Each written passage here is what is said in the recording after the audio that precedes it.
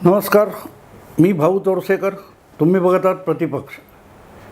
मित्रांनो, पूर्वीच्या काळात म्हणजे जुनी नाणे पद्धती होती तेव्हा 3 पैशाचा 1 पैसा, 3 पैचा 1 पैसा, 4 पैशाचा 1 आणा आणि 16 आण्याचा 1 रुपया असायचा. आणि त्यामुळे आमच्या बालपणी किंवा अगदी तरुणपणापर्यंत आम्ही एक उक्ती सातत्याने ऐकून आलो, 16 आणे सत्य. आज जसं म्हणतात 1 नंबर 100% असं जेव्हा आपण म्हणतो ना, तसं पूर्वी म्हणायचे 16 आणे म्हणजे बंदा रुपया अशा अर्थाने असायचं. तो 16 आणे गेले आणि 16 हा आकडा जणू काय पब्लिक ह्याच्यातून अस्तंगत झालेला होता. दुसरं एक मला आठवतं की 70च्या दशकामध्ये संतोषी माता हे एक फॅड आलेलं होतं. कुठची देवी आहे, पण सगळ्या देवींना आपण देवीच म्हणतो, पण ही संतोषी माता, मग तिचं व्रत, तिचे नवस हा प्रकार. तेव्हा एक सिनेमा आला होता, तो खूप गाजला होता की संतोषी मातेचं व्रत करतात तेव्हा 16 शुक्रवारचं व्रत करायचं वगैरे असा प्रकार. तो 16 शुक्रवार नावाचा एक सिनेमा आला होता, तो खूप गाजला होता. आज मी हे एवढ्यासाठी सांगतो आहे की गेल्या साधारण 1.5 वर्षामध्ये हा 16 आकडा आहे ना, हा महाराष्ट्राच्या राजकारणात खूप गाजतो आहे. आणि योगायोग बघा, तो वेगवेगळ्या प्रकारे पुन्हा पुन्हा समोर येतोच. म्हणजे 16 आमदारांना अपात्र ठरवलं जाणार आणि त्यापैकीच एक आमदार एकनाथ शिंदे असल्यामुळे हे सरकार कोसळणार, ते बदलावं लागेल. कारण मुख्यमंत्री जर अपात्र ठरले तर मग सरकार राहणार कसं, त्यामुळे सरकार बदलावं लागेल, मुख्यमंत्री बदलावा लागेल वगैरे वगैरे वगैरे. 16 आमदार असं म्हणत म्हणत 16 महिने निघून गेले, पण अजून ते 16 आमदार अपात्र होत नाहीत, मुख्यमंत्री एकनाथ शिंदे अपात्र होत नाहीत आणि सरकार कोसळत नाही. अगदी सुप्रीम कोर्टातून या अपात्रतेविषयीचा निर्णय विधानसभेच्या सभापतींनी घ्यावा असा 11 मे काहीतरी निकाल आला. त्यालाही आता 6 महिन्याचा कालावधी उलटून गेला आहे, पण पुढे काय झालेलं नाही. आत्ता शेवटी सुप्रीम कोर्टाने परत एकदा 31 डिसेंबरपर्यंत याविषयी निर्णय घ्या असा फतवा जाहीर केला किंवा आदेश दिला. त्यानंतर विधिमंडळातल्या ह्या पात्रता अपात्रता विषयाला चालना मिळालेली आहे आणि सुनावणी सुरू झालेली आहे. आणि त्या सुनावणीमध्ये सभापती किंवा ज्याला लवाद प्राधिकरण वगैरे ट्रायब्युनल म्हणतात तशा पद्धतीत दोन्ही बाजूच्या वकिलांकडून या अपात्रतेच्या संदर्भातली सुनावणी चालू आहे. विधानसभेचे अध्यक्ष राहुल नार्वेकर यांच्यासमोर ही सुनावणी सुरू आहे. आणि त्यामध्ये परत 16 हा आकडा आला. कारण 2-3 दिवस झाले शिंदे गट किंवा शिंदे शिवसेना आणि उद्धव शिवसेना यांच्या वकिलांची जी खडाजंगी माजलेली होती, त्यामुळे कंटाळलेल्या विधानसभा अध्यक्षांनी किंवा लवादाने स्पष्टपणे बजावलं, या प्रकारे वेळकाढूपणा करत राहिलात तर या विषयाचा निकाल आणि निवाडा होऊ शकत नाही. कारण आता सुनावणीसाठी उरलेत फक्त 16 दिवस. कारण नोव्हेंबर महिना संपत आला, मी बोलतोय ती 24 तारीख आहे, पण या महिन्यातले 6 दिवस राहिलेत आणि डिसेंबर महिन्यातले 31 म्हणजे मिळून 37. त्यामध्ये वेगवेगळ्या सुट्ट्या, विधानसभेचं जे काय हिवाळी अधिवेशन असतो तो काळ काढला, तर सगळा करून सुनावणी ऐकण्यासाठी आपल्याला फक्त 16 दिवस मिळतात. तेव्हा या 16 दिवसाची सुनावणी आवरायची आहे, निकाल द्यायचा आहे असा इशारा विधानसभेचे अध्यक्ष राहुल नार्वेकर यांनी शिंदे आणि उद्धव या दोन्ही गटांना दिला. 16 हा आकडा किती रिपीट होतो आहे बघा मित्रांनो. 16 आमदार, 16 महिने होऊन गेलेत आणि 16 दिवस उरलेत. आणि मग परत एकदा सुरू झालं. परत एकदा सुरू झालं की झालं आता गेलेच, आता गेलेच, आता गेलेच, पण जात नाही. मला आठवतं 70च्या दशकामध्ये मराठी काय ती प्रायोगिक नाट्यमंच असायचा आणि त्याची राज्य नाट्य स्पर्धा असायची. त्याच्यात एक सिनेमा काहीतरी नाटक आलं होतं, वेटिंग फॉर गोदो. म्हणजे गोदोची प्रतीक्षा चालू आहे आणि नाटक संपून गेलं तरी गोदो येतच नाही. वेटिंग फॉर गोदो कुठच्या तरी जर्मन किंवा कुठल्या नाटकाचं भाषांतर होतं मला आठवत नाही, पण ओझरचं एवढं आठवतं की अख्खं नाटक संपून जातं पण तो गोदो येत नाही. हे इथे सुद्धा 16 आमदारांची अपात्रता आहे. तो वेटिंग फॉर गोदोसारखी त्याची प्रतीक्षा चालू आहे, पण प्रतीक्षा काही संपत नाही. याचं कारण प्रत्येकजण आपल्या अकलेनुसार जे काय सुप्रीम कोर्ट म्हणतं, जी काय सुनावणी होतं त्याचं प्रत्येकजण आपापल्या आकलन आणि अक्कल यानुसार विश्लेषण करत असतो, निष्कर्ष काढत असतो. आता साधी गोष्ट बघा, मी आजच संध्याकाळी एक व्हिडिओ ऐकला, फार पांडित्यपूर्ण होता. निवडणूक आयोगाच्या सुप्रीम कोर्टाच्या निकालामध्ये न्यायमूर्ती असं म्हणतात, या परिच्छेदामध्ये अमुक म्हणतात, पण एक गोष्ट विसरतात की सुप्रीम कोर्टाने या प्रकरणात कोणालाही अपात्र ठरवायचं तर कोणी पक्षादेश नाकारला किंवा पक्षादेश पाळला नाही यावर अपात्रता ठरणार आहे. आणि म्हणून ही अपात्रता ठरवणारा जो व्हीप आहे, पक्षादेश आहे, तो वैध आहे की अवैध आहे याचा निर्णय अध्यक्षांनी करावा असं म्हटलेलं आहे. आणि ते करताना अध्यक्षांनी पाळायची गोष्ट कुठली आहे तर ज्या वेळेला हा घटनाक्रम घडला त्यावेळेला पक्ष कोणाचा खरा होता, शिंदेंचा खरा होता की उद्धव ठाकरेंचा खरा होता. आणि हा निवाडा देताना निवडणूक आयोगाने जो निकाल दिला आहे तो पूर्वलक्षी लावायचा नाही. थोडक्यात निवडणूक आयोगाचं जे काम आहे, एखाद्या पक्षाला मान्यता देणं, एखाद्या पक्षाची मान्यता काढून घेणं वगैरे, तो अधिकार सुप्रीम कोर्टाने या ताज्या निकालानुसार 6 महिन्यापूर्वीच्या तो अधिकार हा विधानसभेच्या अध्यक्षांना बहाल केलेला आहे.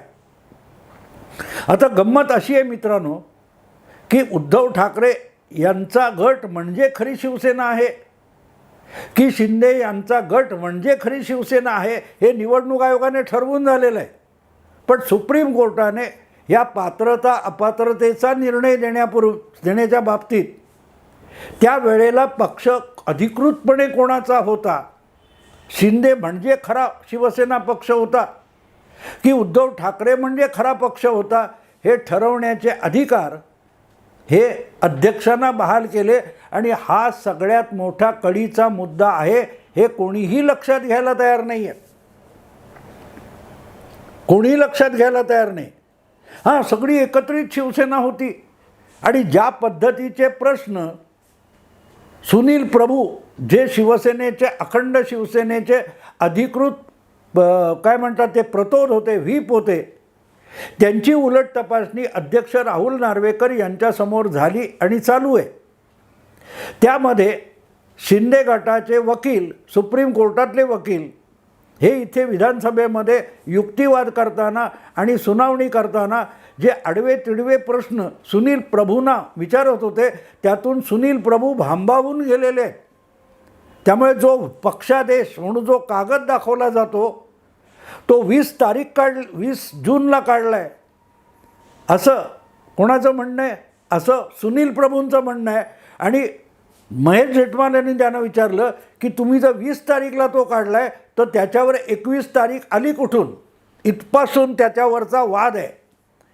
बरं, तो पक्षादेश काढला, तो पक्षादेश कोणाच्या इशाऱ्यावर काढला, कोणाच्या आदेशावर काढला, तो कोणाकोणाला कसा पोचवला, त्या निमित्ताने घेतलेल्या बैठकीला कोण कोण हजर होते, त्याच्यावर झालेल्या सह्या किती खऱ्या आहेत, इथपासून जावायला एक यशस्वी क्रिमिनल लॉयर महेश जेठमलानी हे अत्यंत यशस्वी क्रिमिनल लॉयर आहेत, फौजदारी वकील आहेत. त्यामुळे ते जेव्हा प्रश्न विचारत आहेत तेव्हा त्याचा अर्थ तितक्या गांभीर्याने समजून घेतला पाहिजे की व्हीप जर अवैध असेल तर तो पाळण्याचं बंधन कुठल्याही आमदारावर शिल्लक राहत नाही आणि त्यामुळे तो जो व्हीप आहे, तो जो पक्षादेश आहे, तोच मुळात अवैध आहे किंवा बेकायदा आहे हे ठरवण्याच्या दिशेनेच ती सगळी उलट तपासणी किंवा सर तपासणी किंवा जबानी महेश जेठमलानी घेत आहेत हे समजून घेतलं पाहिजे. आणि ज्या प्रकारे त्यांनी बारीक बारीक बारीक प्रश्न विचारलेले आहेत त्याची उत्तरं देताना सुनील प्रभू भांबावून गेलेले आहेत, गोंधळून गेलेले आहेत. सांगता येत नाही, बघावं लागेल, आठवत नाही. अरे जो माणूस उद्धव ठाकरेंच्या गटाच्या वतीने उपसभापतींकडे अपात्रतेची मागणी करणारी याचिका देतो, सुप्रीम कोर्टात वारंवार पक्षाच्या वतीने याचिका करतो, त्याला आपण दिलेली प्रतिज्ञापत्र, आपण केलेल्या याचिका यातले तपशील आठवत नाहीत, मग कोणाला आठवणार? वकिलाला आठवणार? तुम्ही जी माहिती देता त्या आधारावर तुमचे वकील याचिका तयार करतात, पिटिशन तयार करतात आणि दाखल करतात. पण तुम्ही सांगितलेलं किती खरं आहे आणि किती खोटं आहे हे दुसऱ्या बाजूचे वकील मुद्दाम उलट तपासणी घेऊन विचारत असतात आणि तेच तुम्हाला आठवत नसेल तर मग कोणाला विचारायचा हा प्रश्न येतो. साधी गोष्ट आहे की तुम्ही बोलवलेल्या बैठकीला नेमके कोण कोण आमदार हजर होते. तुम्ही जो आमदारांच्या हजेरीचा कागद दाखवता त्यावेळेला त्यातले 2 लोक तिथे नव्हते असा जेठमलानी दावा करतात आणि ती नावं आपल्याला आता आठवत नाही, होते की नव्हते माहीत नाही असं जर सुनील प्रभू म्हणत असतील तर मग त्याला प्रभूची माया म्हटलं पाहिजे. त्याला प्रभूची माया म्हटलं पाहिजे. कारण ही माया उद्धव ठाकरे यांच्यापेक्षा एकनाथ शिंदे यांच्या पथ्यावर पडणारी दिसते. त्यामुळे उद्धव ठाकरेंचा प्रतोद हा शिंदेंना पूरक ठरणारी साक्ष देणार असेल तर त्याला प्रभूची माया म्हणावी लागते, सुनील प्रभूची नाही, साक्षात प्रभूची माया म्हणावी लागते. कारण लक्षात घ्या मित्रांनो, विषय पक्षादेशाचा नंतर येतो. पक्षादेश हा पक्षाकडून काढला जातो, विधिमंडळ पक्षाकडून नाही. पण मुळात पक्ष कुठचा खरा आहे हे सुद्धा सभापती राहुल नार्वेकर यांनी ठरवावं असं घटनापीठाने म्हटलेलं आहे. त्यामुळे कोणाचा पक्षादेश खरा हे ठरवण्याच्या आधी कोणाचा पक्ष खरा, कुठला गट हा अधिकृत शिवसेना आहे हे राहुल नार्वेकर म्हणजेच विधानसभेचे अध्यक्ष यांनी ठरवायचं आहे. त्यांनी अर्थात निवडून आल्यानंतर काही तासातच शिंदे गटाचे जे भरत गोगावले होते त्यांचा जो प्रतोद म्हणून आलेला अर्ज होता तो मंजूर केला होता, पण तो चालणार नाही असं सुप्रीम कोर्टाने सांगितलेले मान्य आहे. पण परत पक्ष अधिकृत कुठचा आणि चुकीचा कुठचा हे सुप्रीम कोर्टाने सांगितलेलं नाही. तो निर्णय घ्यायचा विशेष अधिकार सुप्रीम कोर्टाच्या घटनापीठाने विधानसभेच्या अध्यक्षांना दिलेला आहे. आता लक्षात घ्या की निवडणूक आयोगाने ज्या आधारावर शिंदे गटाला मान्यता दिली त्याचा निर्णय सुप्रीम कोर्टात अजून व्हायचा, कारण त्याची एक याचिका पडलेली आहे. पण तोपर्यंत आपल्या परीने किंवा आपल्या अधिकारात राहुल नार्वेकर यांनी कुठल्या तरी एका गटाला मान्यता द्यायची किंवा कुठल्या तरी एका गटाला अधिकृत शिवसेना पक्ष म्हणायचं आणि मग त्या पक्षाचा जो व्हीप असेल तो व्हीप अधिकृत म्हणायचा आणि मग त्या प्रतोदाकडून निघालेला पक्षादेश हा अधिकृत ठरतो. आणि म्हणून सगळा गोंधळ तिथेच आहे, तिथेच सगळा गोंधळ आहे. निवडणूक आयोगाने शिवसेनेमधले संघटनात्मक बदल, घटनात्मक बदल वेळच्या वेळी आपल्या दप्तरी कळवले नाहीत. म्हणूनच उद्धव ठाकरे यांचे सगळे दावे फेटाळून निवडून आलेल्या आमदार खासदारांच्या बळावर ते कुठे आहेत यानुसार शिंदे गटाला मान्यता दिली. पण दुसरीकडे लक्षात घ्या की ही सगळे ठरण्याच्या वेळेला एकनाथ शिंदे यांनी स्वतःला पक्षाचा प्रमुख ठरवून किंवा आमदारांच्या बैठकीमध्ये पक्षाचा प्रमुख ठरवून जो बदल करून घेतला आणि निवडणूक आयोगाला कळवला होता त्याचा आधार निवडणूक आयोगाने घेतलेला आहे आणि म्हणून शिंदे यांचा पक्ष हीच अधिकृत शिवसेना ठरवलेली आहे. कारण वेळोवेळी जे घटनेत बदल केले ते निवडणूक आयोगाच्या दप्तरी उद्धव ठाकरे गटाकडून गेलेलेच नव्हते किंवा अखंड शिवसेनेकडून गेलेले नव्हते. त्यामुळे ज्या वेळेला खरा गट कुठचा, खरा पक्ष कुठचा हे ठरवायची वेळ आली तेव्हा घटनात्मकरित्या उद्धव ठाकरे यांच्या दाव्याला मान्यता मिळाली नाही. नेमकी तशीच्या तशी परिस्थिती आत्ता विधानसभेचे अध्यक्ष राहुल नार्वेकर यांच्यासमोर आहे. राहुल नार्वेकर यांच्यासमोर आहे. त्यामुळे पक्ष कोणाचा प्रमुख मानायचा, खरा पक्ष कोणाला मानायचा हे राहुल नार्वेकर यांनी ठरवायचं आहे. आणि ते बघितलं तर पक्षादेश काढणं, त्यानुसार कोणाला अपात्र ठरवा, कोणी पक्षादेश मोडला, हे सगळं ठरवणारा जो प्रतोद आहे सुनील प्रभू आहेत, त्यांना तर काही आठवतच नाही आहे. मग तुम्हालाच आठवत नसेल तर मग असं असेल तर तसं असेल, तसं असेल तर असं असेल, अशा आधारावर न्याय निवाडे होत नसतात हे सुप्रीम कोर्टाने अनेकदा सांगून झालेलं आहे. त्यामुळे तुम्ही नेमकं काय केलं, तेव्हा नेमकं काय घडत होतं, तेव्हा नेमकं कोण कोण कुठे कुठे होता याचा जर तपशील सुनील प्रभू देऊ शकत नसतील तर मग त्यांची सगळी साक्ष ही ग्राह्य धरण्याचं बंधन विधानसभेचे अध्यक्ष आणि या विषयातले लवाद राहुल नार्वेकर यांच्यावर ते बंधन उरत नाही. त्यांना आपली बुद्धी आणि आपली तर्कबुद्धी वापरूनच न्यायनिवाडा करणं भाग आहे. आणि तो न्यायनिवाडा करताना त्यांनी शिंदे गटालाच जर खरी खुरी शिवसेना म्हणून मान्यता देऊन टाकली तर मग भरत गोगावले यांचा व्हीप म्हणून मान्यता आपोआप बरोबर ठरते. आणि ती बरोबर ठरल्यामुळे सुनील प्रभू यांनी लागू केलेले पक्षादेश हे गैरलागू ठरतात. अनेक कायद्याची इतकी किचकट प्रकार आहे की तो निवाडा झाल्यानंतर सुद्धा विधानसभेच्या अध्यक्षांचा निवाडा फेटाळून लावणं हे सुप्रीम कोर्टासाठी सोपं होणार नाही. जी प्रक्रिया निवडणूक आयोगात दोन पक्षापैकी कोणाला मान्यता द्यायची यासाठी सगळी सुनावणी आणि युक्तिवाद झाले होते, तो सगळा खेळ सुप्रीम कोर्टाला सुद्धा नव्याने करावा लागेल. राहुल नार्वेकर यांनी समजा एकनाथ शिंदे यांचाच पक्ष यांचाच गट हा खरा संपूर्ण शिवसेना आहे अशी मान्यता दिली तर ती तडकाफडकी सुप्रीम कोर्टाला फेटाळून लावता येणार नाही. ज्या प्रकारे निवडणूक आयोगामध्ये युक्तिवाद झाले, वेगवेगळ्या प्रकारच्या छानण्या उलट तपासण्या झाल्या, तो सगळा प्रकार नव्याने सुप्रीम कोर्टात करावा लागेल.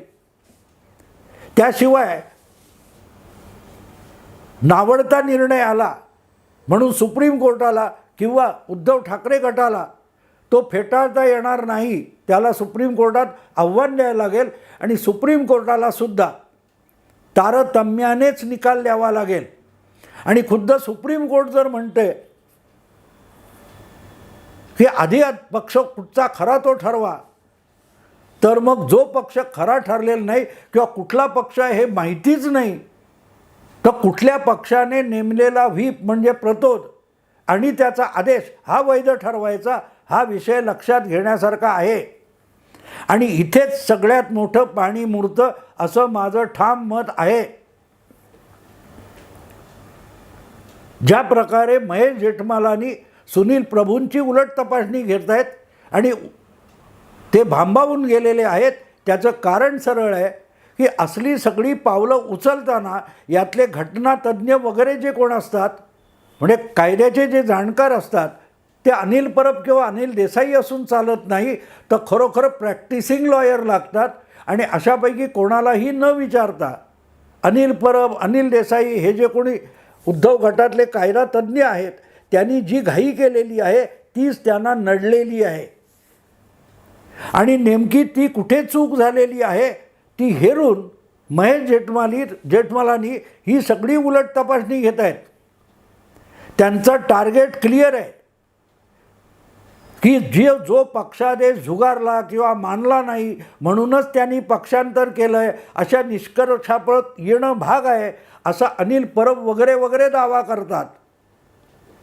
तो दावा तिथे फेटाळला जातो की तुम्ही पक्षादेश काढण्याच्या परिस्थितीतच नव्हता, कारण तुम्ही पक्षाचे अधिकृत प्रवक्ता नव्हता, कारण तुमचा पक्षच वेगळा आहे आणि अधिकृत शिवसेना पक्ष हा एकनाथ शिंदे यांचा आहे आणि एकनाथ शिंदे यांच्या पक्षातर्फे भरत गोगावले हे पक्षादेश काढू शकतात, व्हीप काढू शकतात, सुनील प्रभू काढू शकत नाहीत. हेच तर महेश जेठमलानी ह्या ताज्या सुनावणीत सिद्ध करण्यासाठी बारकाईने प्रयत्न करतायत. एक एक बारीक बारीक बारीक खाचा खोचा काढून त्यावर बोट ठेवतायत. त्याकडे बघा तुम्ही, मग तुमच्या लक्षात येईल की खरे डावपेच काय आहे. हे बघायचंच नाही आणि आपल्या भ्रमात सकाळच्या पत्रकार परिषदा घ्यायच्या किंवा कॅमेरा दिसल्यानंतर वाटेल ते बोलायचं. त्या पद्धतीत कोर्टाचे आणि कुठल्याही काय म्हणतात ते लवादाचे न्यायनिवाडे होत नसतात. तिथे प्रत्येक गोष्ट कायद्यावर बोट ठेवून होत असते, नियमावर बोट ठेवून होत असते आणि म्हणून सुप्रीम कोर्टाने दिलेला, घटनापीठाने दिलेला निकाल सगळ्यात महत्त्वाचा काय असेल तर विधानसभेचे अध्यक्ष आणि या प्रकरणातले ट्रायब्युनल किंवा लवाद राहुल नार्वेकर यांना पहिल्यांदा कुठला पक्ष खरा आहे, कुठली शिवसेना अधिकृत आहे हे ठरवण्याचा अधिकारसुद्धा सुप्रीम कोर्टाने राहुल नार्वेकर यांना दिलेला आहे आणि तो अधिकार वापरून त्यांनी एकनाथ शिंदे यांचाच पक्ष अधिकृत ठरवला तर आपोआपच सुनील प्रभू यांनी काढलेला ज्यांचा पक्ष उबाठा हा अनधिकृत ठरतो आणि म्हणूनच तो पक्ष उरलेल्या आमदारांसाठी किंवा शिवसेनेच्या सगळ्या आमदारांसाठी बंधनकारक ठरू शकत नाही. उलट जर शिंदे आपला राहुल नार्वेकर यांनी एकनाथ शिंदे यांना अधिकृत पक्ष ठरवलं तर काय ती एकनाथ शिंदे यांच्या सरकारवर विश्वास प्रस्ताव आणला गेला तेव्हा सर्व शिवसेना आमदारांनी एकनाथ शिंदे यांच्या बाजूने मतदान करावं असा जो पक्षादेश भरत गोगावले यांनी जाहीर केला तो सगळ्यांना बंधनकारक ठरतो आणि त्यामुळे उद्धव गटात उरलेल्या शिवसेना आमदारांच्या बाबतीत अपात्रतेचा विषय पुढे येतो. महेश जेठमलानी कुठच्या दिशेने संकेत करतायत, हालचाल करतायत हे अजूनही समजून घेतलं नाही तर उबाटा शिवसेनेच्या नशिबी कपाळ करंटेपणा यापेक्षा अधिक काही येणार नाही. आत्ता इथे थांबतो. या विषयावर पुढच्या 2-3 दिवसात जसजशी सुनावणी सरकेल तसतसं मी अधिक विश्लेषण करणार आहे. आत्ता इथेच थांबतो. आवडलं लाईक करा, शेअर करा, सबस्क्राईब करा. नमस्कार.